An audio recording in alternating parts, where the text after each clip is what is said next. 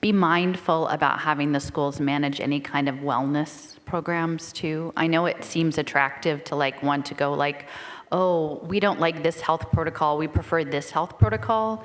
You don't want them in that business because actually it's part of the human capital finance market.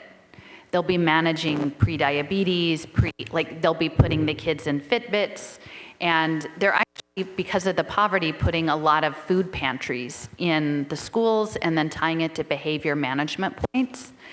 And one of the reasons Obama gutted FERPA, which is the Family Education Rights Privacy Act, Protection Act, was because they want to install medical screenings and treatments and social welfare systems in the schools so that the data is available to them in a way that it's not with HIPAA, particularly in the mental health stuff, Carl. And like the mental health stuff you touched on, I think it's on purpose. They're manufacturing harm of anxiety and depression in kids so that they can treat them with these apps in school with license. So I know it's tempting to sort of say, I know the better route, and can I tell you, I think you should be mandating this other better route, but any of those mandates is going to be happening in the outside-in robot.